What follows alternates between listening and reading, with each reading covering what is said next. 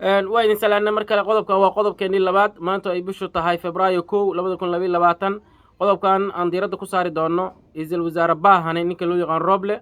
oo aan ognahay 2 maalmood ka hor inuu aaday magaalada Dubai oo uu qaraab tagay halka waxaa isla maalintiiba safar ku ahaa oo ugu sii wajahnaa Siciid Danni iyo Axmed Madoobe qorshayaal fara badan ayaa jira nin walba qorshe u tagay aan ku hormarno ninka la yiraahdo Axmed Madoobe oo kale Axmed Madoobe wuxuu ku wajahan yahay halka sabab si uu maaragtaa dad la ku roon yahay xogaa qarashada oo uga soo helo maadaama haddii farmaajo uu soo laabto uu iska degi doono oo maaragtaa dad la ku roon qarashad uu isku sii hubeeyo ayuu halka u doontay Siciid Dannina wuxuu isku sharaxan yahay musharax u yahay meesha la yiraahdo Villa Soomaaliya sidaas la mid ah lacag intuu isku sharaxi lahaana wuxuu ka doonayaa nimanka la yiraahdo Imaaraadka haddaba muxuu ka doonay ninka la yiraahdo Roble wuxuu halka ka jariyay wax kala maahan waxoogaa sandareerta maadaama xataa maaragtay dawladda lacagaha Axmedow la siin doona xataa lacag ka yar maadaama la siin doono shakhsiyad ahaan markii loo eego asaga maaragtay ayaa maaragtay ninka la yiraahdo Roble wuxuu qodobka kaliya muhiimka wuxuu yahay xoogaa lacag inuu qaato sidaas la mid ah xoogaa xildhibaanaha oo maaragtay golaha waqooyiga nimanka loo yaqaano waqooyiga xildhibaanada waqooyi ee direed ee halka xamar lagu dooranayo inuu dhowr kursi uu uga boobo ninka la yiraahdo Siciid Danni maadaama asagu naftirkiisa loo boobayo kuwa Kismaayo ka soo baxaya qaybo ka mid ah sidaas la mid ah qaybo ka mid ah meesha la yiraahdo Garowe iyo Boosaaso qaybo ka soo bixi doona inuu maaragtaa uu soo boobayo inkastoo qaybo ka mid ah uu san boobi waayaba maaragtaa kuraasta qaarkood sida kuraasta Cumar Maxamuud nimanka la yiraahdo galqacyoodka oo kuraastooda banaanka iska dhigay maadaama de maaragtaa nimanka ay dhimbil ay sitaan ama uu de uga cabsada nafsadiisa waxa kale oo maaragtaa dawladda ku roon yahay uu ku tashanaya maaragtaa dawladda ku maaragtaa xamar lagu dooranayo dirta waqooyi ee halkan Isaaq iyo Samaroonka iyo Ciisaha nimanka inkastoo xildhibaano badan ba aysan lahayn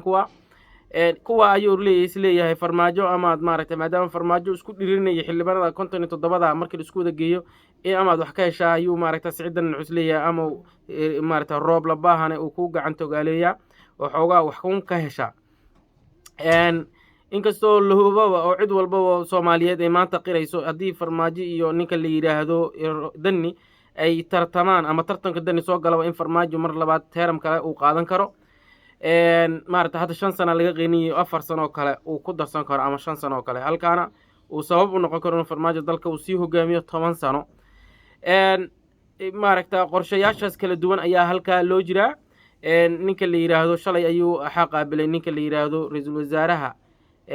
maaragtay ahna maaragtay wasiirka arrimaha dibadda ee qaliijka Imaaraadka aan dhihi lahaa ayaa qaabilay shalay xilli dambe kadib markii de maaragtaa uu maalin iyo habeenba uu joogo halka waxaana ku soo dhaweeyay madaarkana ninka wasiirka cadaaladda ninka ugu magacaaban Imaaraadka waxa kaliya daqiiqada ayaa meesha la fadhiyay oo maaragtaa dawladda ku roon yahay daqiiqada kadibna maaragtaa waxa kulanka waxa ka horeeyay wasiirka ninka la yiraahdo madaxweynaha Yuhuudda ninka ugu magacaaban oo isaga naftirkiisa daqiiqada ka soo horeeyay ayaa halka ay maaragtaa ku soo horeeyay markii ka la qaabilay kadib ayaa isla maaragtaa goobtii ka lagu qaabilay ayaa asagana la isaga qaabilay oo meesha soo fadhiya loo yiri hiiso galiya maadaama marti sharaftu ka mid yahay maaragtaa nuqsaan xataa markuu uu soo dhigay Twitterkiisa maaragtaa ninka la yiraahdo wasaaraha ninka uu ah Imaaraadka si maqaam hoose ayuu kelmado hoose ayuu soo qoray oo aad u hooseysa markii loo fiiriyo markii madaxweynaha Yuhuudda markii loo eego dhankooda